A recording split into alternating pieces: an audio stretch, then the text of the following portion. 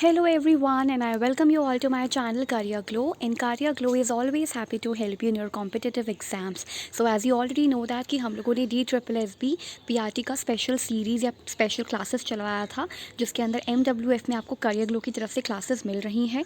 और आज का जो हम लोग का टॉपिक है दैट इज़ चाइल्ड डेवलपमेंट, जो हमने फर्स्ट क्लास ऑलरेडी अपलोड कर दिया था। एंड आज का जो हम लोग का टॉपिक है वो है हेरिडिटी एंड एनवायरनमेंट, जिसमें ग्रोथ क्या है, मैच्योरिटी क्या है, डेवलपमेंट क्या है, इवोल्यूशन क्या है, ये सब भी समझेंगे। ये क्लास 11th के बच्चों के लिए भी इम्पॉर्टेंट है और ये क्लास 2 है। So let's get into the video. Okay, so last class में हम लोगों ने ह्यूमन डेवलपमेंट को समझा था कि चाइल्ड डेवलपमेंट या ह्यूमन डेवलपमेंट जो है वो क्या होता है, कि इंसान का जो डेवलपमेंट होता है अलग अलग स्टेजेस में वो किस तरीके से होता है, डेवलपमेंट का मीनिंग क्या है। फिर हमने डेफिनेशन देखा कि एक प्रोग्रेसिव यानी कि आगे बढ़ता है हमेशा, मतलब डेवलपमेंट में जो पैटर्न होता है वो हमेशा प्रोग्रेसिव होता है, आगे बढ़ता है। एक सीक्वेंस होता है, एक ऑर्डर होता है, प्रिडिक्टेबल होता है कि इसके बाद यही स्टेज आने वाली है, तो प्रिडिक्टेबल है, ऑर्डरली है, बहुत ज़्यादा प्रोग्रेसिव है। कॉन्सेप्शन एंड हमने देखा था ना, ये कॉन्सेप्शन से लेकर के डेथ तक कंटिन्यूसली लाइफ जो होती है वो हमारी कंटिन्यू ग्रो करती रहती है, उसमें डेवलपमेंट होता रहता है। ग्रोथ भी होती है, डिक्लाइन भी होता है। डिक्लाइन कब देखने को मिलता है? ओल्ड एज के टाइम पे देखने को मिलता है। एंड डेवलपमेंट को आपके बहुत सारे फैक्टर्स इन्फ्लुएंस करते हैं, जैसे कि बायोलॉजिकल, आप फिजिकली फिट हैं तो आपका कॉग्निशन भी सही होगा, आप अच्छे से प्रॉब्लम को सॉल्व कर पाएंगे, आप सोच पाएंगे, समझ पाएंगे, चीज़ों को गेन कर पाएंगे, मेमोरी को मतलब चीज़ों को रिटेन कर पाएंगे, सोशियो इमोशनल समाज में बैठेंगे, सब कुछ सही होगा फिर तो वही चीज़ है, कॉग्निशन प्रोसेस भी सही होगा। सोशियो इकोनॉमिक नहीं, सोशियो इमोशनल जो भी आपका है वो भी बिल्कुल ठीक चलेगा उस हिसाब से भी। और बाकी हमने थोड़ा बहुत देखा कि हेरिडिटी क्या है, तो हेरिडिटी का मतलब होता है कि जब आपके बॉडी मतलब जो पेरेंट्स होते हैं वहाँ से हमें कुछ जेनेटिक ट्रेट्स वगैरह मिलना और हम उनके ही तरह कुछ दिखाई देते हैं, उनके जैसे हम बनते हैं। उसी की बात आज हमें करनी भी है। हेरिडिटी एक अलग से एक टॉपिक भी है, बट उससे पहले कुछ टर्मिनोलॉजीज़ हैं वो देखनी है। और हमने ये देखा था कि बायोलॉजिकल, कॉग्निटिव, सोशल, इमोशनल जो होती हैं प्रोसेसेस, ये इंटरवोवन होती हैं, एक साथ चलती हैं। फिर डेवलपमेंट हमेशा लाइफ लॉन्ग प्रोसेस है, राइट। एंड कॉग्निटिव और जो बायोलॉजिकल, सोशियो इमोशनल है, ये सारे एक साथ काम करते हैं इंटरवोवन तरीके से। डेवलपमेंट मल्टी डायरेक्शनल है एंड डेवलपमेंट हाईली प्लास्टिक होता है, जिसमें मॉडिफाइबिलिटी हो सकती है बट रिवर्सिबिलिटी पॉसिबल नहीं है, बट मॉडिफाई किया जा सकता है। एंड आपका डेवलपमेंट जो है वो आपके पास्ट के इवेंट को देखकर भी हो सकता है, मतलब हिस्टोरिकल कंडीशन के अकॉर्डिंग भी हो सकता है। जैसे इस समय का 20 साल का बच्चा और आज़ादी के समय के 20 साल के बच्चे के आसपास जो चीज़ें होंगी अवेलेबल, चाहे वो अचीवमेंट्स हो, चाहे वो कुछ भी मतलब हो, उसमें बहुत डिफरेंस होता है। And development is the concern of number of discipline, ये बहुत सारे डिसिप्लिन के साथ जुड़ा है। एंड इंडिविजुअल जो होता है, यहाँ पर सबसे इम्पॉर्टेंट चीज़ क्या देखी गई कि आपके जो भी आपका पूरा लाइफ है उसमें आपको अच्छी चीज़ें भी देखने को मिल सकती हैं, अचीवमेंट्स भी देखने को मिल सकती हैं, और लाइफ के ऐसे ख़तरनाक इवेंट्स भी आप देख पाते हो, जिसकी वजह से आपका जो डेवलपमेंट होता है वो थोड़ा सा, मतलब ऐसा तो नहीं कहेंगे रुक सकता है, लेकिन आपको इमोशनल लेवल पे कुछ प्रॉब्लम्स आ सकती हैं। जैसे कि एक बहुत बड़ा कुछ ह्यूमन डिज़ास्टर टाइप हो गया, उससे आप उसको आपने एक्सपीरियंस किया हो, पेरेंट की डेथ है, एक्सीडेंट है, अर्थक्वेक है, कुछ भी आपने ऐसा एक्सपीरियंस किया हो, तो उसकी वजह से आपकी लाइफ पे इफेक्ट पड़ता है। एंड पॉजिटिव इन्फ्लुएंस भी पड़ता है, ऐसा नहीं कि नेगेटिव ही पड़ता है। अब जो हमारा नेक्स्ट टॉपिक है, नेक्स्ट जो एक टर्मिनोलॉजी है दैट इज़ ग्रोथ। हमें लगता है कि ग्रोथ एंड डेवलपमेंट बिल्कुल सेम है, जो कि गलत है। ये सेम नहीं होते। ग्रोथ आपकी क्वांटिफाइड होती है, यानी कि आप इसको क्वांटिटी में मेजर किया जा सकता है, क्वांटिटी में आप इसको मेजर कर सकते हो, ये सबसे इंपॉर्टेंट है। सो यहाँ लिखा है growth refers to an increase in the size of body parts. को ग्रोथ का मतलब क्या है कि जिसके अंदर आपका बॉडी पार्ट इंक्रीज हो रहा है, जैसे आपका हाइट इंक्रीज हो रहा है, आपका वेट इंक्रीज हो रहा है of the organism such as a whole. It can be measured, ये मेजरेबल है। जैसे आज आपकी हाइट जो है वो 120 सेंटीमीटर है, कल वो 147 सेंटीमीटर होगी, राइट। तो मेजरेबल है। वेट है, कल 15 kg था, कल 15 किलो था, तो आज 20 किलो है, उसके बाद फिर 30 किलो है, फिर 47, 48, या ऐसे आगे बढ़ता रहेगा। And for example growth in height and weight, तो कहने का मतलब है जो आपका ग्रोथ होता है, ग्रोथ का सिंपल मतलब होता है किसी एक बॉडी पार्ट में आपके चेंजेस आना, बढ़ना। जैसे आपके हेयर का ग्रोथ होना, राइट। और मतलब आप इसे क्वांटिफाई कर सकते हो, मेजरेबल है ये, तो हाइट एंड वेट इसके अकॉर्डिंग आ जाता है। लेकिन अगर आपके हाथ पैर बढ़ रहे हैं या आपकी हाइट बढ़ रही है, आपके बाल बढ़ रहे हैं, तो उसका मतलब ये नहीं है कि ओवरऑल डेवलपमेंट हो रहा है। डेवलपमेंट अगर इतनी बड़ी चीज़ है तो उसके अंदर की एक छोटी चीज़ ग्रोथ है, मतलब ग्रोथ डेवलपमेंट के अंदर आ जाती है, राइट। बट आप ग्रोथ को डेवलपमेंट नहीं बोल सकते बिल्कुल भी। तो ये भी साइकोलॉजी के अंदर बहुत इंपॉर्टेंट चीज़ है कि ग्रोथ का सिंपल मतलब है जो मेजरेबल हो, जिसे मेजर किया जा सकता हो, जिसे क्वांटिटी में नापा जा सकता हो, जैसे हाइट वेट जो है बढ़ रही है तो नंबर्स हैं ये। बट डेवलपमेंट क्या है, एक प्रोसेस है। तो यहाँ लिखा है development is a process by which N individuals grow. तो डेवलपमेंट एक प्रोसेस है जिसके थ्रू बच्चा या इंसान जो है वो बड़े से, उस छोटे से बड़े में कन्वर्ट होता है।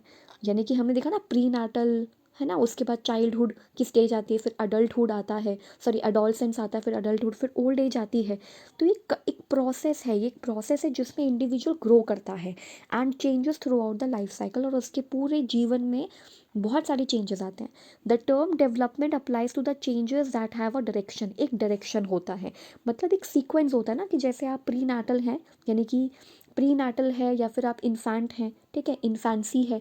इन्फेंसी यानी कि शिशु है, यानी कि 0 to 2 years का बच्चा है कोई, तो उसके बाद उसका चाइल्डहुड ही शुरू होना है, उसके बाद उसका एडोलसेंस शुरू होना है, फिर उसके बाद उसका अडल्टहुड शुरू होना है, उसके बाद ओल्ड एज शुरू होनी है। तो एक डायरेक्शन है, एक सीक्वेंस है, एक ऑर्डर है, प्रोग्रेसिव है।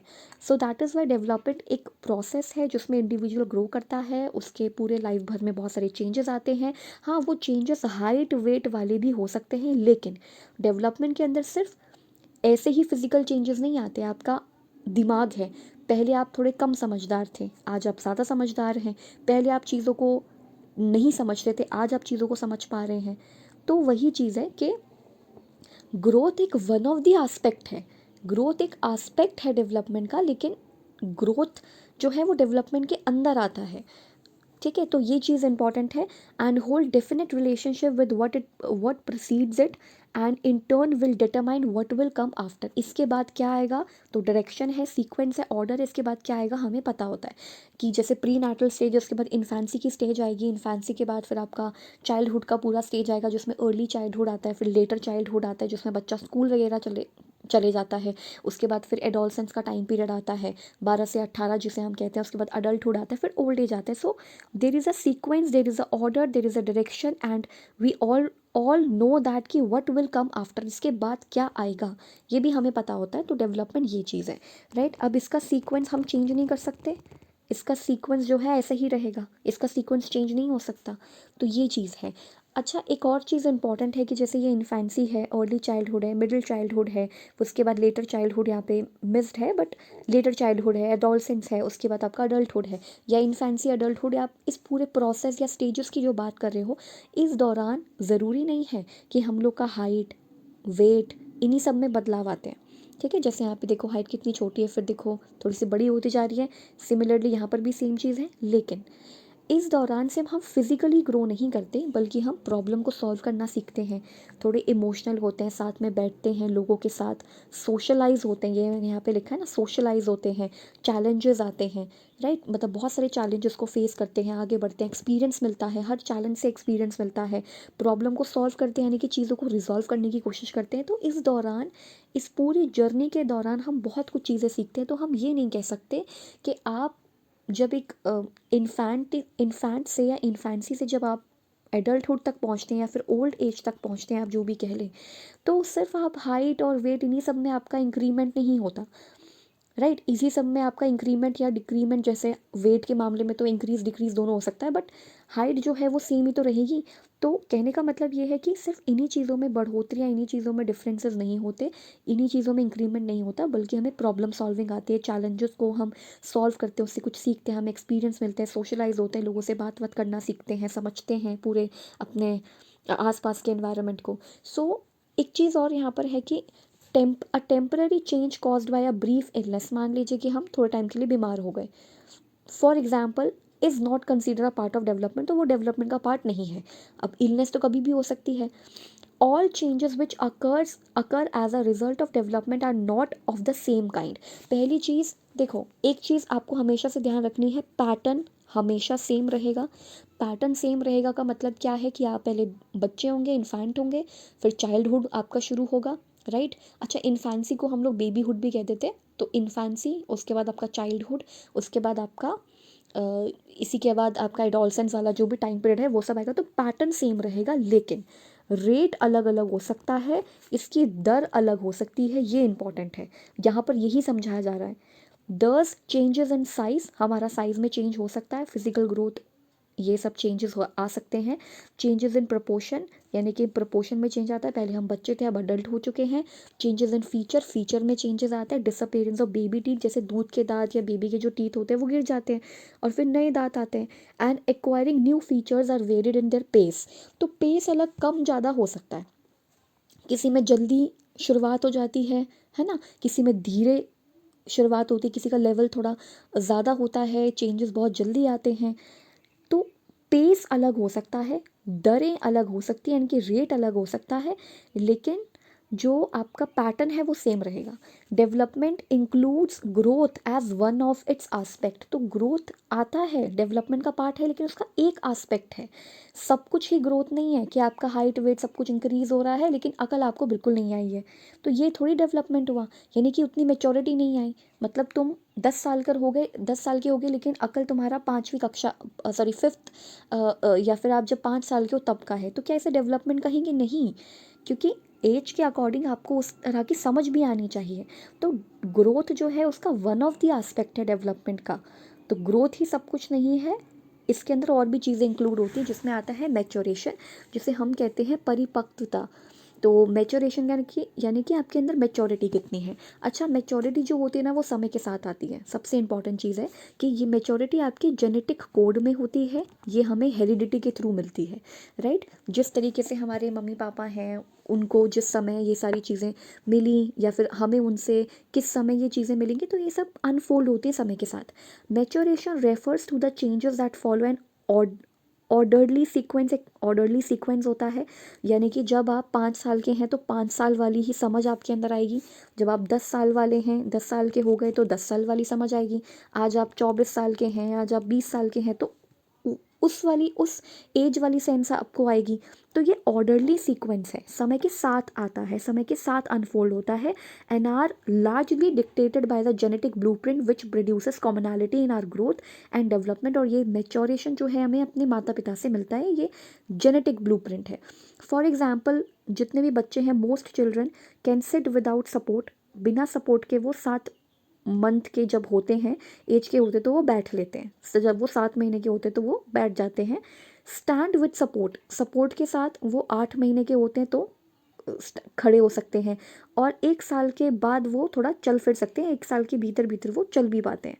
मतलब पहले क्रॉल करेगा, अपनी गर्दन को संभालना सीखेगा, फिर क्रॉल करेगा, उसके बाद बैठना सीखेगा, पहले इधर उधर लुढ़क भी जाएगा, राइट, मतलब इधर उधर बेड पे गिर भी जाएगा किसी पिल्लो के ऊपर या ऐसा, और उसके बाद 1 साल में वो वॉक करना भी धीरे धीरे सीख लेता है, सपोर्ट या बिना सपोर्ट के।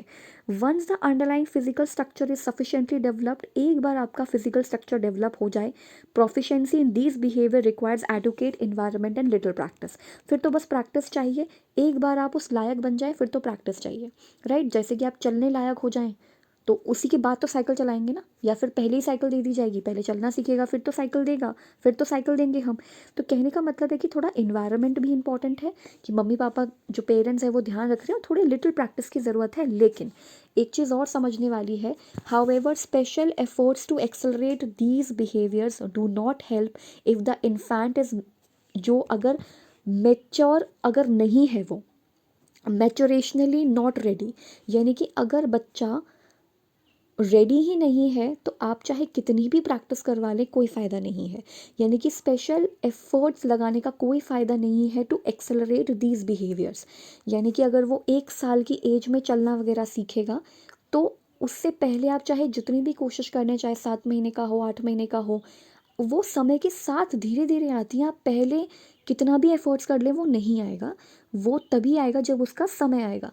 यानी कि चलने का समय 1 साल है, अगर दिया हुआ है कि 1 साल तक बच्चा चल लेता है या बैठने की कोशिश कर लेता है, उससे थोड़ा बहुत पहले सपोर्ट के साथ वॉक करने की कोशिश कर लेता है, तो आप उससे पहले उसको ये चीज़ें नहीं सिखा सकते क्योंकि वो मैच्योरिटी के साथ आएंगी, ठीक है। कहने का मतलब है कि आप कोई स्पेशल एफर्ट्स नहीं लगा सकते, इन्फेंट को कभी भी ये चीज़ हेल्प नहीं करेगी।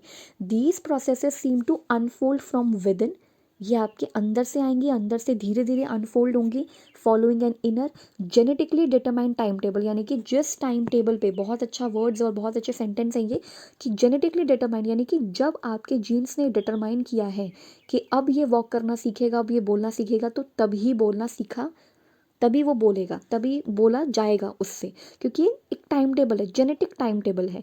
That is characteristic of the species, और यही तो एक स्पीशीज का कैरेक्टरिस्टिक है कि जब उसका समय आएगा तब वो चीज़ होगी। तो यहाँ पर एक बहुत इंपॉर्टेंट वर्ड है अनफोल्ड फ्रॉम विद इन, यानी कि जेनेटिकली डिटरमाइंड टाइम टेबल, जब टाइम टेबल जीन्स का टाइम टेबल आएगा, जब वो समय आएगा तभी ये चीज़ें निखर करके सामने आएंगी। अब आता है इवोल्यूशन। इवोल्यूशन वैसे इतना पूछता नहीं है, पर फिर भी पढ़ लेते हैं। इवोल्यूशन का मतलब होता है कि जैसे मान लीजिए evolution proceeds at a very low pace, evolution बहुत धीरे होता है, बहुत बहुत बहुत धीरे। Emergence of human beings from great apes, अब हम ऐसा कहे जाते हैं कि हमारे पूर्वज जो थे वो बंदर थे, ग्रेट एप्स थे, तो ग्रेट एप्स से ह्यूमन बींग्स बनने में कितना समय लगा, 14 मिलियन ईयर्स लगे। It has been estimated that homo sapiens came into existence only about 50,000 years ago, यानी कि 50 साल पहले, 50,000 ईयर्स अगो पहले जो होमो सैपियंस थे वो आए थे, उनका एग्जिस्टेंस हुआ था। तो कहने का मतलब है कि एप से, ग्रेट एप से हमारा एवोल्यूशन 14 मिलियन ईयर्स इतना रहा है। तो हम ये एस्टिमेट कर सकते हैं ना कि हम कब आए थे। तो इवोल्यूशन एकदम नहीं होता कि 1 ईयर में आपका इवोल्यूशन हो गया, 2 ईयर में इवोल्यूशन हो गया, इसमें कई समय लगता है। So evolution refers to species specific changes, इसमें हर एक स्पीशीज में स्पेसिफिक चेंजेस आते हैं। Natural selection is an evolutionary process that favour individuals or a species that are the best adapted to survive and reproduce. तो वही है ना, सर्वाइवल ऑफ द फिटेस्ट, तो वही है कि सर्वाइव जैसे कर पाएगा, रिप्रोड्यूस जैसे कर पाएगा, तो उस बेसिस पे कि कौन अपने इन्वायरमेंट को ज़्यादा अडाप्ट कर पाता है।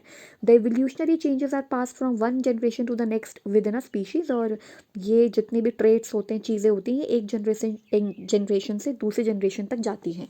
तो अभी तक हमने क्या पढ़ लिया, अभी तक हमने ये पढ़ा कि growth one of the aspect है डेवलपमेंट का, वन ऑफ द एस्पेक्ट्स है डेवलपमेंट का, यानी कि ग्रोथ जो है वो आपका बॉडी का साइज़ में चेंज आना, जैसे कि आपका हाइट, वेट, बालों का जो भी है, मतलब ग्रोथ वगैरह, ये सब की बात आती है इसमें।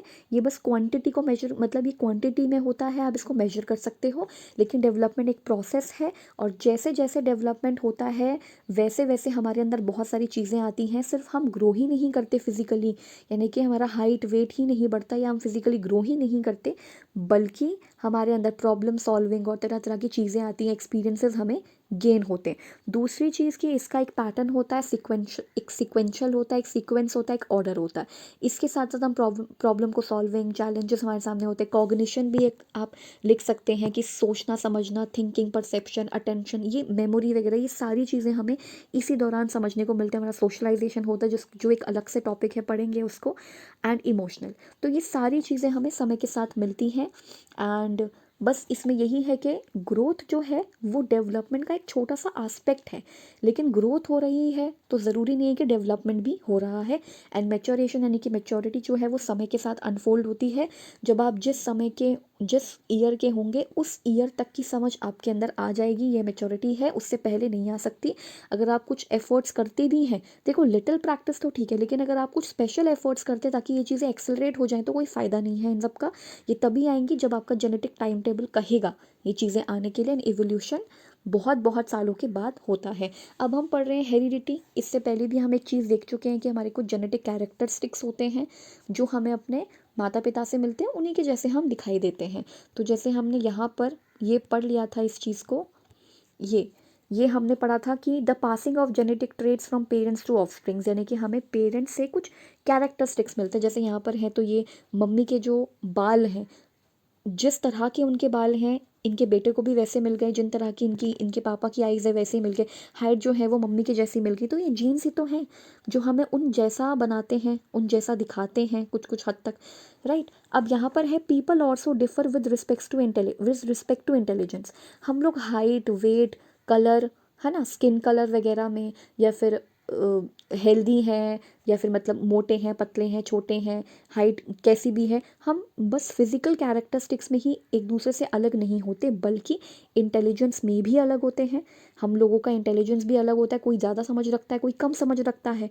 सो people also differ with respect to intelligence. Learning भी हमारी अलग अलग पेस पर होती है, किसी को एक ही बार में याद हो जाता है, किसी को थोड़ा 2-4 रिवीजन के बाद याद होता है, और किसी को और थोड़ा समय लगता है, किसी को और किसी अलग तरीके से याद होता है। तो लर्निंग एबिलिटीज़ भी जो है हमारी वो डिफरेंट होती हैं, किसी को जल्दी होता है, किसी को नहीं होता, किसी की मेमोरी बहुत शार्प होती है। अदर साइकोलॉजिकल कैरेक्टरिस्टिक्स बिसाइड्स, यहाँ पे बिसाइड्स का मतलब क्या है, यहाँ पे बिसाइड्स का मतलब है in addition to. In addition to, एक बिसाइड होता है ना, एक बिसाइड होता है, ये भी बहुत इंपॉर्टेंट है जानना कि एक बिसाइड होता है, इसका मतलब होता है कि बगल में, लेकिन बिसाइड्स मतलब in addition to.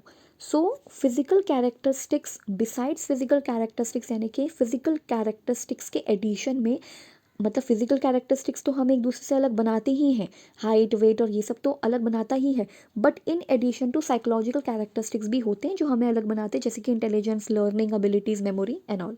Now the principle of heredity explains the mechanism of transmission of characteristics by every species from one generation to the next.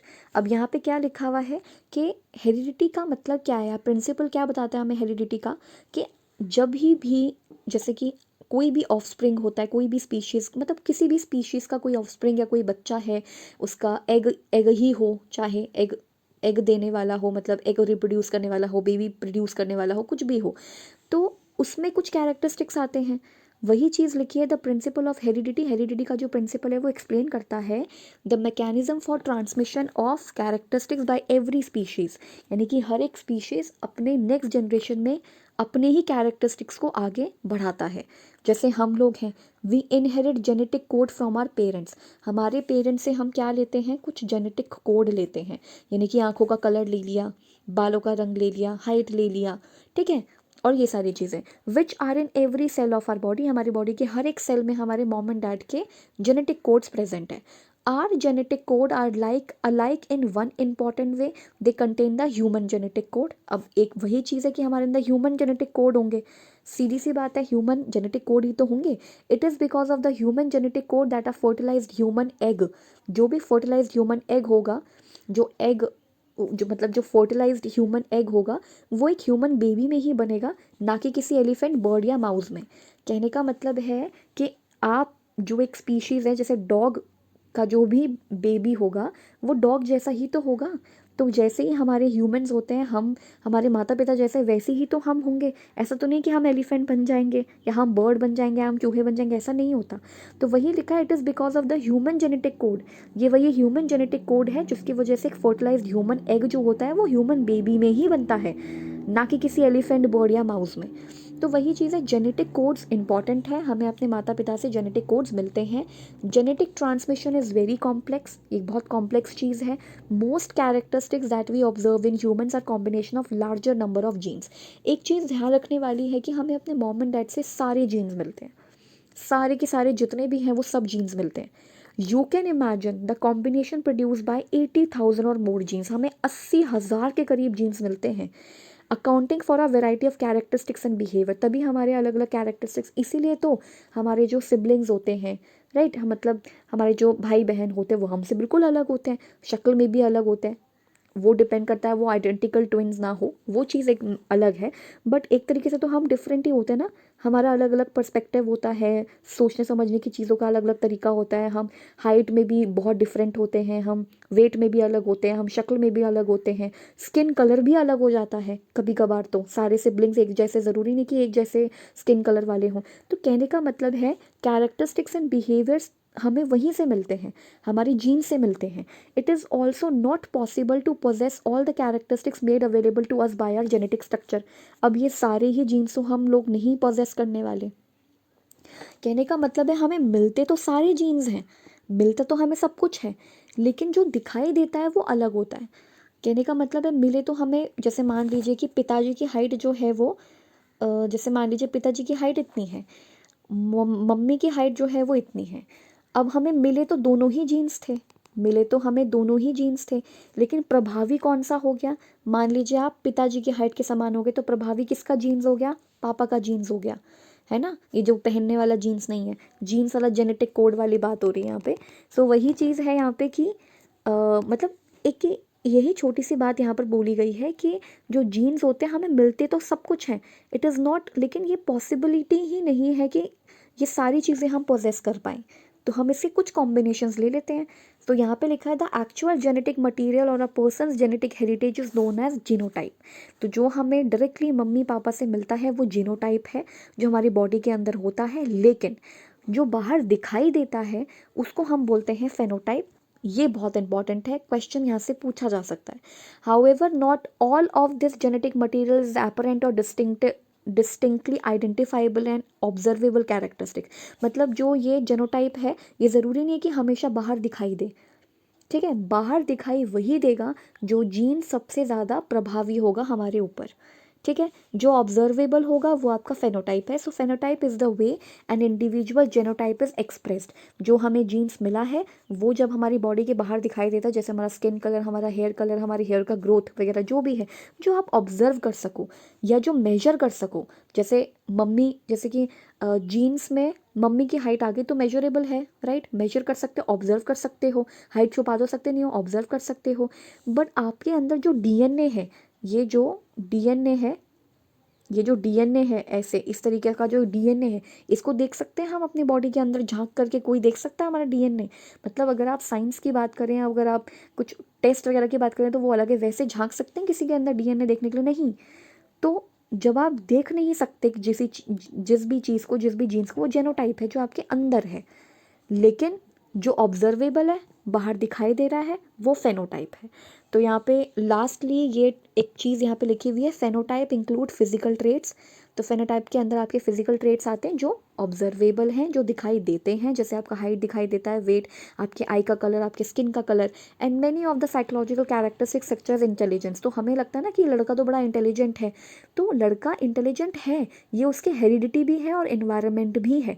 माता पिता ने उसको अच्छा इन्वायरमेंट दिया है, पढ़ाया लिखाया है, उसको एक कमरा दिया जिसके अंदर बोला गया कि हाँ तुम यहाँ पर बैठ करके पढ़ सकते हो।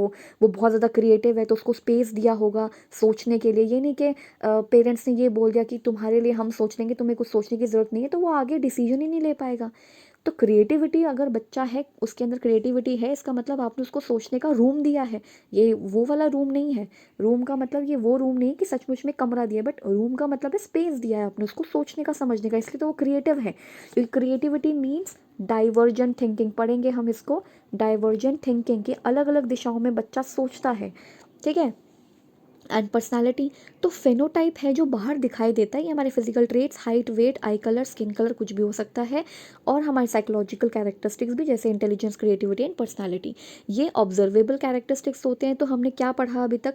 फेनोटाइप आपके ऑब्जर्वेबल होते हैं, जबकि जीन्स क्या होते हैं, जीनोटाइप क्या होते हैं, ये होते हैं जो अंदर हैं आपके। लेकिन जो बाहर दिखाई दे रहा है वो फेनोटाइप है, लेकिन इसके ऊपर आपका हेरिडिटी और एनवायरनमेंट दोनों का इन्फ्लुएंस होता है। ये these observable characteristics of an individual are the result of the interaction between persons inherited traits and environment.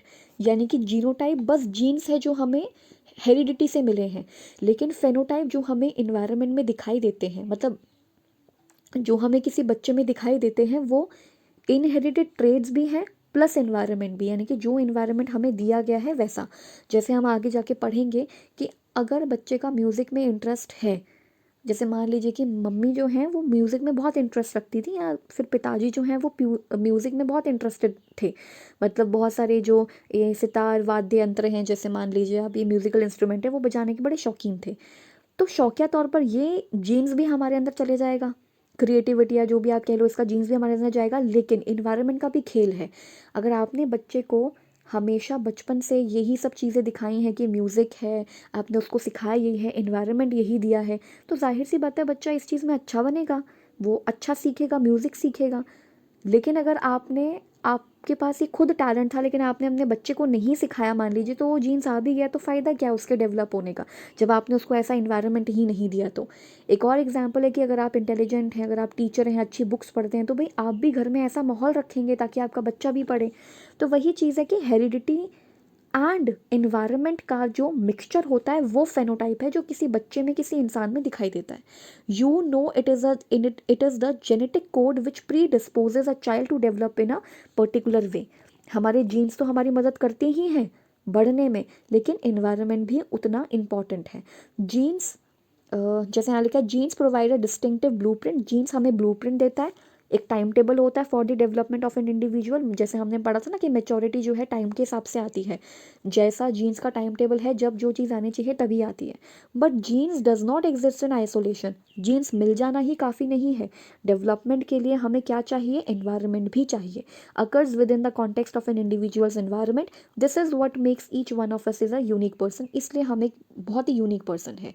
मान लीजिए कि ये मम्मी पापा हैं, इनके दो बच्चे हुए, ठीक है, एक लड़का और एक लड़की.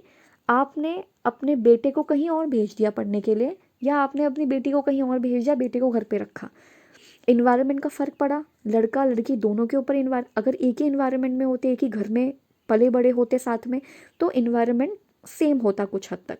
लेकिन अब इन्वायरमेंट डिफ़र हो गया, तो हो सकता है इसका इंटरेस्ट किसी और चीज़ में हो, इसका इंटरेस्ट किसी और चीज़ में हो. तो ज़रूरी नहीं है कि, देखो, हेरिडिटी तो है ही सब कुछ. हेरिडिटी तो सब कुछ है ही. जो हाइट हमें अपने मम्मी पापा से मिली है वो तो मिली ही है. थोड़ा सा एफर्ट करोगे तो थोड़ी बढ़ जाएगी, लेकिन लिमिट होती है. ज़्यादा इसके बियॉन्ड आप जा ही नहीं सकते. समझ रहे हो? तो वही चीज़ यहाँ पर है कि हम एक यूनिक पर्सन हैं, क्योंकि हमारे जीन्स होते हैं, हमें कुछ हद तक जीन्स वगैरह मिलते हैं, इन्वायरमेंट मिलता है, इनका मिक्सचर फेनोटाइप होता है जो किसी एक इंसान में बाहर दिखाई देता है, which is observable and measurable. तो ये एक इम्पॉर्टेंट, बहुत इंपॉर्टेंट टॉपिक था, that is genotype and phenotype. Important है, हेरिडिटी से रिलेटेड है. इसके अलावा हमने इवोल्यूशन भी देख लिया, मैच्योरेशन कैसे आती है, कब आती है, वो भी देख लिया. फिर जब ग्रोथ क्या है, डेवलपमेंट क्या है, दोनों में क्या डिफरेंस है, ये भी हम पढ़ चुके हैं. ये बहुत इंपॉर्टेंट था, यहाँ से स्टेटमेंट बेस्ड क्वेश्चन पूछे जा सकते हैं. सो अब है, what are the environmental influences. तो अभी तक हमने हेरिडिटी के बारे में तो देख लिया था कि हेरिडिटी जो है वो, आप मतलब आपको जीन्स मिलते हैं, अपने पेरेंट्स से जीन्स मिलते हैं, कुछ इनहेरिट ट्रेट्स होते हैं, और आपका इंटेलिजेंस हो गया, आपका लर्निंग हो गया, सब कुछ आपके कहीं ना कहीं आपकी हेरिडिटी से भी प्रभावित होता है. साथ में आप किस तरह से दिखाई देते हैं, आप ग्रोथ किस तरीके से है, हाइट किस तरीके से होगी, कुछ जीन्स जो होते हैं ना, वो सब कुछ आपके दिखाई देते हैं. फिर हमने फेनोटाइप, जेनोटाइप जो हैं, ये सारी चीज़ें हमने पढ़ ली थी कि जेनोटाइप होता है जो जेनेटिक होता है, जबकि जो फेनोटाइप होता है वो क्या होता है कि मतलब बेसिकली फेनोटाइप होता है जो आपके इन्वायरमेंट में दिखाई देता है. तो फेनोटाइप आपका जेनेटिकली और आपका जो इन्वायरमेंट है दोनों का मिक्सचर टाइप होता है. फिर आता है what are the environmental influences, यानी कि आपके ऊपर, किसी एक इंसान या किसी बच्चे के ऊपर इन्वायरमेंट का क्या प्रभाव पड़ता है. How does the environment affect development, और ये आपके डेवलपमेंट को कैसे अफेक्ट करेगा, कौन करेगा? इन्वायरमेंट. तो इन्वायरमेंट का मतलब ये नहीं है सूरज चाँद सितारे बारिश वगैरह, ये सब नहीं है. इन्वायरमेंट का मतलब है किस किस तरह का परिवेश आपको दिया गया है, यानी कि एज अ चाइल्ड आपको किस तरीके से आपको आगे बढ़ाया गया है, या आपको किस तरीके से मतलब वही है ना कि सिखाया गया है, आपको किस चीज़ में इंटरेस्ट डलवाया गया है. तो इन्वायरमेंट अच्छा होना चाहिए किसी भी बच्चे के लिए. तो अब जैसे यहाँ पे लिखा है कि इमेजिन अ चाइल्ड, आप एक चाइल्ड को इमेजिन करिए with genotype that predisposes his her him to be introverted in an environment that promote social interaction and extroversion. तो यहाँ पे लिखा है कि आप एक चाइल्ड को इमेजिन करें, वो जो चाइल्ड है उसके जीन्स में ऐसी चीज़ें हैं कि वो बच्चा जो है बड़ा इंट्रोवर्टेड होगा. कहने का मतलब ये है कि उसके माता पिता से उसको कुछ ऐसा हेरिडिटी के थ्रू, मतलब जीन्स के थ्रू उसको कुछ ऐसा मिल गया कि वो जो बच्चा है वो कैसा होगा? इंट्रोवर्ट होगा. उसका जीनोटाइप कैसा है, उसके अंदर जीन्स कैसे हैं कि वो इंट्रोवर्ट होगा, यानी कि अपनी बातों को अंदर रखेगा, ज़्यादा किसी से बातचीत नहीं करेगा. लेकिन अगर आपने बच्चे को ऐसा इन्वायरमेंट दिया हो जिसके अंदर सोशल इंटरेक्शंस होता हो, या जिसके अंदर एक्सट्रोवर्जन होता हो कि मतलब बच्चा बात करे, लोगों से घुले मिले, तो फिर इन्वायरमेंट की वजह से बच्चा कैसा बनेगा? लिटिल एक्सट्रोवर्टेड बनेगा, ना कि इंट्रोवर्ट. तो कहने का मतलब ये है कि अगर आपके जीन्स हैं, अगर आपके जीन्स के अंदर इंट्रोवर्टेड चीज़ें ज़्यादा थी कि बच्चा जो है ज़्यादा किसी से घुलेगा मिलेगा नहीं, सोशलाइज नहीं होगा, ग्रेगेरियस नहीं होगा, ग्रुप में बातचीत नहीं करेगा. तो जैसे मान लीजिए आपके जीन्स ने कह दिया कि इंट्रोवर्टेड होगा बच्चा, लेकिन आपने अपने बच्चे को इन्वायरमेंट ऐसा दिया जिसके अंदर सोशल इंटरेक्शन है, गैदरिंग में आप उसको लेके जा रहे हो, तो बच्चा कैसा हो जाएगा? The influence of such an environment may make the child a little extroverted. तो जो बच्चा होगा वो लिटिल एक्सट्रोवर्ट रहेगा, यानी कि थोड़ा सा मतलब लोगों से बातचीत करेगा। लेकिन ऐसा हमेशा ज़रूरी नहीं होता है। क्यों? क्योंकि हम एक और एग्जांपल लेते हैं, an individual with short height genes. अब एक बच्चे के अंदर एक ऐसा जीन्स आ गया माता पिता में से कि उसको उसकी हाइट जो है शॉर्ट रहेगी। Even if he she is in a very good nutritional environment, भले ही आप उसको कितना ज़्यादा अच्छा न्यूट्रिशन दे दें, अच्छा खाना खिलाएं पिलाएं, कॉम्प्लान जितना मर्जी पिला दें, will never be able to be taller than average. वो एवरेज से ज़्यादा टॉलर हो ही नहीं पाएगा क्योंकि उसके जीन्स शॉर्ट हाइट वाले ही हैं। इसका मतलब क्या है कि this shows that genes set the limit. कहीं ना कहीं मैंने यहाँ पर इसलिए अलग से भी लिखा है कि कहीं ना कहीं जो जीन्स होती है ना, वो आपकी लिमिटेशंस को सेट कर देती हैं, and with in that limit the environment influences development. और इसलिए आपके इन्वायरमेंट का कितना भी कुछ रोल क्यों ना हो जाए, वो आपके डेवलपमेंट को ज़्यादा प्रभावित नहीं कर पाएगा क्योंकि आपके जीन्स ने चीज़ों को लिमिट कर दिया है। अब बच्चे में ऐसे जीन्स थे इंट्रोवर्टेड वाले, आपने उसको इन्वायरमेंट ऐसा दिया तो बच्चा लिटिल एक्सट्रोवर्ट हो गया, थोड़ा बातचीत करने वाला हो गया। लेकिन कहीं ना कहीं जीन्स आपके लिमिटेशन को सेट कर देते हैं। जैसे आपका आई का कलर है जो है वही रहेगा ना, आई का कलर जो आपको एक बार मिल गया वो तो वही रहेगा। बालों का कलर जो है वो वही रहेगा। अब वो अलग अलग चीज़ है कि आप उसमें ट्रीटमेंट करवा दें तो वो चेंज हो जाएगी। लेकिन जैसे ही वो ट्रीटमेंट का असर कम होने लगेगा ना, आपके बाल फिर से वैसे ही आ जाएंगे जैसे कि आपको जो जीन्स मिला हुआ है। तो वही चीज़ है कि चाहे इस एग्जाम्पल के थ्रू हम समझते हैं कि चाहे बच्चे का हाइट छोटा वाला उसको जीन्स मिला है कि उसकी हाइट जो है छोटी रहेगी, तो आप उस कितना कुछ ही न्यूट्रिशनल वैल्यू दे दें, कितना कुछ आप उसको एथलेटिक्स के अंदर डालें या फिर उसको आप थोड़ा सा वर्कआउट वगैरह कराएं, तभी भी हमारे जीन्स कुछ लिमिटेशन सेट कर ही देते हैं कि इतने हाइट से ज़्यादा हाइट नहीं बढ़ेगी। तो ज़रूरी नहीं कि हर जगह पे आपका इन्वायरमेंट का इन्फ्लुएंस होगा। You know by now that parents provide the genes for the child's development. हम जानते हैं कि जो जीन्स होती है ना, कहाँ से आती है जीन्स? ये जीन्स आती है हमारे पेरेंट्स से। हमारे पेरेंट्स से ही हमें जीन्स मिलते हैं। Do you know that they also play an important role in determining the type of environment their children will encounter. हमारे जो हम पेरेंट्स से जो जीन्स मिलते हैं ना, बच्चे को जो पेरेंट्स से जीन्स मिल रहे हैं, ये जीन्स ये भी डिसाइड करते हैं कि बच्चे को कैसा इन्वायरमेंट मिलने वाला है। अब सीधी सी बात है, पेरेंट्स अगर पढ़ा लिखा होगा तो अपने बच्चे को पढ़ा लिखने वाला ही इन्वायरमेंट तो देगा। अब यहाँ पे सैंड्रा स्कार क्या कहती है 1992 में, सैंड्रा क्या कह रहे हैं यहाँ पे कि believes that the environment parents provide for their children depends to some extent on their own genetic predisposition. कहने का मतलब ये है यहाँ पे कि जो मतलब ये है कि पेरेंट्स जिस तरह के पेरेंट्स हैं, जैसे अगर अच्छे पढ़ने लिखने वाले पेरेंट्स हैं, रीडिंग करते हैं, तो वो अपने बच्चे को भी वैसा इन्वायरमेंट देंगे। सो यहाँ पे क्या बिलीव किया जा रहा है कि environment parents provide for the children, मतलब पेरेंट्स जो बच्चों को इन्वायरमेंट देंगे वो कहीं ना कहीं जेनेटिकली ही होगा। जैसे वो खुद पेरेंट्स है वैसे ही इन्वायरमेंट वो बच्चे को भी देने की कोशिश करेंगे। जैसे if for example if parents are intelligent, parent अगर इंटेलिजेंट है, अच्छा रीडर है, मतलब अच्छे से रीड करता है सारी चीज़ों को, they would provide their children with books to read. वो बच्चों को बुक्स देगा पढ़ने के लिए, बुक्स देंगे पढ़ने के लिए, with the likely outcome that their children would become good reader. उनके बच्चे गुड रीडर बन जाएंगे क्योंकि उनके पेरेंट्स ने उनको ऐसा इन्वायरमेंट दिया है। हु एंजॉय रीडिंग, वो रीडिंग को एंजॉय करेंगे, ऐसा बर्डन नहीं लेंगे। अ चाइल्ड्स ओन जेनोटाइप, बच्चे का जो जेनोटाइप होता है, what he she has inherited, जो कुछ उसने इनहेरिट किया है अपने माता पिता से, तो जेनोटाइप मीन जो इनहेरिट किया गया है, सच एज बीइंग कोऑपरेटिव, बच्चा अगर कोऑपरेटिव है, अटेंटिव है, likely to result in teachers and parents giving more pleasant responses as compared to children who are not cooperative and not attentive। तो teachers और पेरेंट्स उस बच्चे को ज़्यादा रिस्पॉन्ड करेंगे या ज़्यादा अहमियत देंगे, या कुछ भी आप ऐसा कह लें, जो कोऑपरेटिव और अटेंटिव है बजाय उसके जो नहीं है। मतलब जो कोऑपरेटिव और अटेंटिव नहीं है उसको ज़्यादा अच्छा प्लेजेंट रिस्पॉन्स नहीं देंगे, बल्कि उसको देंगे जो ज़्यादा अटेंटिव है। ऐसा होता है ना, आपने भी कभी सुना होगा, जो कि बहुत ख़राब बात है हमारी इंडियन एजुकेशन की या सिस्टम की कह ले, कि टीचर्स जो है वो कुछ ही बच्चों पे ध्यान देती हैं, क्योंकि वो बच्चे अच्छा कर रहे हैं तो टीचर भी उन्हीं को मोटिवेट कर देती है। तो कभी कभी ऐसा हो जाता है कि जो बच्चे ज़्यादा अटेंटिव है, कोऑपरेटिव है, likely to result in teachers and parents giving more pleasant response, उस बच्चे को ज़्यादा प्लेजेंट रिस्पॉन्स मिलता है, जबकि उसको नहीं, जो कि कोऑपरेटिव और अटेंटिव नहीं है। तो कई बार ऐसा भेदभाव भी हो जाता है।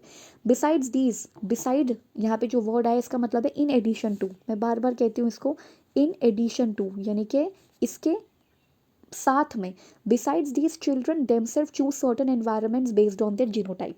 कभी कभी बच्चे को जो जीन्स मिले हैं वो खुद ही अपना एनवायरनमेंट चूज कर लेता है। कैसे? For example, because of their genotype, उनको जो जीन्स मिले हैं, चिल्ड्रन में परफॉर्म वेल इन म्यूजिक, बच्चा म्यूजिक में अच्छा करेगा, स्पोर्ट्स में अच्छा करेगा, and they will seek and spend more time in environments, और ऐसे इन्वायरमेंट में ज़्यादा रहेगा जहाँ पे म्यूज़िक वगैरह होता है, या फिर जहाँ पे स्पोर्ट्स ज़्यादा मतलब जिन घर में ये सब चीज़ें ज़्यादा होती है, वैसा इन्वायरमेंट वो चूज़ करेगा जैसा उसको जीन्स मिला है।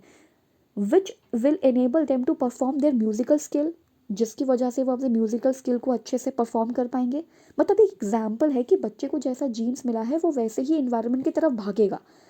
ठीक है, अगर उसके अंदर ये है कि म्यूज़िक सीखने की इच्छा है तो वैसे इन्वायरमेंट की तरफ जाएगा, स्पोर्ट्स में जाना चाहता है तो वैसे इन्वायरमेंट में जाएगा। Similarly an athlete would seek sports related environment, और एथलीट को कैसा इन्वायरमेंट चाहिए जहाँ पे स्पोर्ट्स की ज़्यादा बातें होती हों, जहाँ पे उनको थोड़ा सा और बढ़ावा मिलता हो। These interaction with environment keep changing from infancy through adolescence. Environmental influence are as complex as the genes we inherit. So basically हम एक चीज़ कह सकते हैं कि जीन्स जो हैं वो इम्पॉर्टेंट है, जो हमें अपने पेरेंट्स से मिलते हैं, बट जीन्स क्या करते हैं? Set some limitations, set some limitation, कुछ लिमिटेशंस को ये सेट कर देते हैं, जिसकी वजह से बच्चा जो है वो आगे नहीं बढ़ पाता, क्योंकि उसके पास वैसे ही जीन्स है, तो ये लिमिटेशन सेट करते हैं। बट जो आपके इन्वायरमेंट होता है, कभी कभी अच्छा इन्वायरमेंट अगर मिल जाए, अगर अच्छा इन्वायरमेंट मिल जाए तो जो जीन्स आ भी गया है, जैसे वो इंट्रोवर्ट वाला एग्जाम्पल पढ़ा था कि इंट्रोवर्ट वाला अगर जीन आ भी गया है, लेकिन आप बच्चे को अगर ऐसा अच्छा इन्वायरमेंट देंगे तो थोड़ा सा क्या हो सकता है? एक्सट्रोवर्ट हो सकता है, बच्चा थोड़ा एक्सट्रोवर्ट की तरफ जा सकता है। तो वही चीज़ है, जीन्स आपके लिमिटेशंस को सेट कर देते हैं, जीन्स कुछ लिमिटेशंस लगाते हैं, लिमिटेशन सेट करते हैं, जबकि एनवायरनमेंट थोड़ा उसको चेंज करने की कोशिश करता है। अच्छा एनवायरनमेंट मिलेगा तो बच्चा अच्छा परफॉर्म करेगा। तो ये एक छोटी सी चीज़ थी इसके अंदर, किसके बारे में? इन्वायरमेंट इन्फ्लुएंसेस के बारे में। ओके, सो यहाँ तक जैसे कि हम लोग ने पढ़ लिया था ना, यहाँ तक तो हम पढ़ चुके थे कि किस तरीके से हम लोगों का जो जीन्स होता है या किस तरीके से जो एनवायरनमेंट होता है उससे मिलकर के हम बनते हैं, यानी कि हेरिडिटी एंड एनवायरनमेंट दोनों का इन्फ्लुएंस हमारे ऊपर दिखाई देता है। तो जैसे कि हमने यहाँ पर सेकेंड क्लास में, इसकी सेकेंड क्लास में ग्रोथ के बारे में समझा कि ग्रोथ क्या है, डेवलपमेंट क्या है। मीन्स ग्रोथ एंड डेवलपमेंट एक दो अलग अलग चीज़ें हैं, दोनों डिफरेंट हैं। ठीक है, दोनों ही डिफरेंट होते हैं। ग्रोथ मीन्स जब आपके बॉडी पार्ट्स में कुछ बदलाव हो, यानी कि बॉडी पार्ट्स में कुछ ग्रोथ हो जिसको मेजर किया जा सके, क्वांटिफाइड हो सके, जैसे हाइट और वेट हो गया, तो ये ग्रोथ है। जबकि growth one of the aspect है डेवलपमेंट का, डेवलपमेंट का एक एस्पेक्ट है ग्रोथ। बट ग्रोथ और डेवलपमेंट को जो पहले हम लोग सोचते थे कि एक जैसे हैं, ये एक जैसे बिल्कुल नहीं है। डेवलपमेंट एक प्रोसेस है, और ये ग्रोथ मतलब डेवलपमेंट जो है वो पूरा चलता रहता है, यानी कि पूरा जीवन पर्यंत तक चलता है, यानी कि पूरा लाइफ लॉन्ग प्रोसेस है ये, पूरा ज़िंदगी भर जो डेवलपमेंट है वो चलता है। लेकिन ग्रोथ एक टाइम के बाद रुक जाती है। दूसरी चीज़, जो डेवलपमेंट है वो प्रिडिक्टेबल होता है, राइट। और जैसे जैसे हम डेवलप होते हैं साथ साथ हमारा ग्रोथ भी होता ही रहता है, और साथ में हम धीरे धीरे प्रॉब्लम सॉल्विंग और जितने भी चैलेंजेस हैं उनको हम वो कर पाते हैं, उनको हम डील कर पाते हैं उन चैलेंजेस से। उसके बाद जो एक्सपीरियंसेस होते हैं वो गेन कर पाते हैं, प्रॉब्लम को सॉल्व कर पाते हैं, रिजॉल्व कर पाते हैं। इसी बीच हमारा सोशलाइजेशन होता है, इमोशनल एस्पेक्ट भी देखा जाता है। तो ये सारे के सारे हमारे अंदर चेंजेस आते हैं, तो मतलब ये डेवलपमेंट का पार्ट है। तो ग्रोथ भी जो है वो डेवलपमेंट का पार्ट है। इसके अलावा मैच्योरेशन भी डेवलपमेंट का ही एक पार्ट है, जो कि आपके समय के साथ अनफोल्ड होता है, यानी कि ये समय के साथ अनफोल्ड होता है। और दूसरा, ये हेरिडिटी होता है। जो मैच्योरेशन है वो हेरिडिटिकल होता है, हमें जो जीन्स मिलते हैं वो धीरे धीरे टाइम के साथ अनफोल्ड होते हैं, उसी से हमारी मैच्योरिटी आती है। इसका इन्वायरमेंट या प्रैक्टिस से ज़्यादा कोई लेना देना नहीं है। कहने का मतलब है कि अगर 1 वर्ष का बच्चा है, वो धीरे धीरे चलना सीखता है ना, अगर आप उसको बोलो जाओ दौड़ लगा कर आओ, तो ये तो पॉसिबल नहीं है। तो आप चाहे जितना भी उसके ऊपर समय खर्च कर लें, एफर्ट कर लें, कोई फ़ायदा नहीं है उस चीज़ का, क्योंकि ये अनफोल्ड होता है फ्रॉम विद इन। ये धीरे धीरे अनफोल्ड होता है, एक टाइम टेबल होता है, जेनेटिकली डिटरमाइंड टाइम टेबल है, उसी समय ये चीज़ें आएंगी, उससे पहले नहीं आ सकती। फिर जो इवोल्यूशन होता है, हमने देखा कि जो इवोल्यूशन होता है वो बहुत समय बाद जा कर के होता है। फिर हमने हेरिडिटी को पढ़ा कि हमें कुछ मम्मी पापा से जो है कुछ जीन्स मिलते हैं, उसी से हमारा इंटेलिजेंस, ग्रोथ, जो भी हमारा आई का कलर है, जो भी बालों का जो भी टेक्सचर है, वो सब कुछ डिसाइडेड होता है। और एक चीज़ हमने ये भी देखी थी ना कि 8,000, जैसे कि यहाँ पे लिखा हुआ है कि बहुत सारे कॉम्बिनेशंस होते हैं। तो जो जीनोटाइप है वो बेसिकली हमारे बॉडी में होता है, यानी कि जितने भी जीन्स हमें हमें मिल जाते हैं वो सारा कुछ जीनोटाइप है, वो सारा कुछ जेनोटाइप है। लेकिन जब ये जेनोटाइप हमारी बॉडी में दिखाई दे, राइट, हमारी बॉडी में जब ये चीज़ें दिखाई दे तो ये फेनोटाइप कहलाता है, जो कि ऑब्जर्वेबल होता है। आप बाहर से इस चीज़ को ऑब्जर्व कर सकते हो, ये ऑब्जर्वेबल होता है। यही चीज़ें यहाँ पे लिखी हुई हैं। और फिर हमने इन्वायरमेंटल इन्फ्लुएंस के बारे में सारा कुछ पढ़ लिया था कि इन्वायरमेंट का भी इन्फ्लुएंस होता है। जैसे मान लीजिए कि एक बच्चे के अंदर इंट्रोवर्ट वाले जीन्स अगर आ गए हों, जैसे उसमें इंट्रोवर्ट वाले जीन्स आ गए हों कि ज़्यादा कुछ बच्चा बातचीत नहीं करेगा, लेकिन अगर उसको इन्वायरमेंट अच्छा मिला है तो सोशल इंट्रैक्शन करेगा, एक्सट्रोवर्जन, थोड़ा सा माहौल अगर आप उसको दे रहे हो ऐसा, तो वो लिटिल एक्सट्रोवर्टेड होगा। लेकिन फिर भी जीन्स जो होते हैं वो कुछ लिमिटेशंस को सेट कर देते हैं। फिर हमने सैंड्रा स्कार के बारे में क्या पढ़ा था कि इन्होंने क्या बताया है कि जो आपका जिस तरीके का इन्वायरमेंट या जिस तरीके का इन्वायरमेंट पेरेंट्स को मिला होता है, वो भी अपने बच्चों को वैसा कुछ इन्वायरमेंट देते हैं। कहने का मतलब यही है ना कि अगर जैसा मान लीजिए कि पेरेंट्स जो हैं वो इंटेलिजेंट हैं, या पेरेंट्स के जीन्स के अंदर इंटेलिजेंस है, या फिर उनके इन्वायरमेंट उनको वैसा मिला था, तो वो भी अपने बच्चों को वैसा ही इन्वायरमेंट देंगे। जैसे गुड रीडर्स हैं, अगर पेरेंट्स गुड रीडर हैं तो चिल्ड्रन को भी ऐसी ही बुक देंगे पढ़ने के लिए। तो यही चीज़ देखी थी। फिर हमने यही सारा कुछ कॉन्सेप्ट जो था देखा था। और फिर सैंड्रा स्कार के बारे में यही चीज़ है कि अमेरिकन साइकोलॉजिस्ट है। Sandra Wood Scarr was an American psychologist and writer. She was the first female full professor in psychology in the history of Yale University. तो येल यूनिवर्सिटी में इन्होंने पढ़ाया भी है, एक प्रोफेसर हैं। इनका काम क्या था? हर वर्क विद ट्विंस इन 1960, 1960 में इन्होंने ट्विंस के ऊपर जो काम किया था, उससे क्या रिवील होता है कि strong genetic influences on intellectual development. तो ये क्या बात करती हैं कि हमारे जो भी जीन्स होते हैं, राइट, जो कि हेरिडिटी से हमको मिलते हैं, उसका इंटेलेक्चुअल डेवलपमेंट पे खास असर पड़ता है। तो यहाँ पे क्या लिखा है? स्ट्रॉन्ग जेनेटिक इन्फ्लुएंस, यानी कि हमारे जीन्स का जो हमें मॉम एंड डैड से मिलते हैं, उन जीन्स का हमारे इंटेलेक्चुअल डेवलपमेंट का पे बहुत असर पड़ता है। लेकिन यहाँ पर एक छोटी सी चीज़ है जो उन्होंने ऐड की है। One of her key findings was that this differed with race. ये लेकिन ये चीज़ें ना रेस के साथ डिफर हो जाती हैं। अब रेस का मतलब होता है नृजाति, इसका मतलब होता है नृजाति। एक होता है जाति और एक होता है नृजाति, यानी कि अलग अलग रेसेस में ये चीज़ डिफरेंट है। और अलग अलग socio economic status, that is SES, उसमें भी ये अलग है। तो ये क्या कहती हैं कि with poor and non white children, यानी कि वो बच्चे जो पुअर हैं और नॉन वाइट हैं। नॉन वाइट यानी कि जो वाइट नहीं है, तो वाइट नहीं है तो कौन बचा? तो जो नॉन वाइट चिल्ड्रंस हैं और जो पुअर चिल्ड्रंस हैं, showing less genetic influence on their IQ and more environmental influence. यानी कि जो नॉन वाइट बच्चे हैं एंड जो पुअर बच्चे हैं, उनको इन्वायरमेंट अगर आप दोगे तब जा कर के उनका जो IQ है वो थोड़ा अच्छा बनेगा। मतलब ये सब कुछ इन्वायरमेंट का खेल है, जबकि उनको ऐसे जीन्स नहीं मिलते, ऐसा ये कह रही हैं। लेस जेनेटिक इन्फ्लुएंस, यानी कि उनकी IQ के ऊपर जीन्स का कोई प्रभाव नहीं है, जीन्स का कोई रोल नहीं है या इन्फ्लुएंस नहीं है, बल्कि किसका है? इन्वायरमेंट का है। तो ये सैंड्रा वुड्सकार ने ये कुछ चीज़ें जो हैं वो बताई हैं, तो इम्पॉर्टेंट है। सो लर्नर्स, अगर आपको लेसन अच्छा लगा हो तो आप लोग इसको एक लाइक दीजिए, साथ में आप सब्सक्राइब कर लीजिए चैनल को, सो दैट आपको ऐसी ही वीडियोस जो है वो लगातार मिलती रहे। Keep learning and keep discerning and keep watching my videos. Thank you so much. और अच्छे से नोट्स बनाइए और अच्छे से पढ़िए।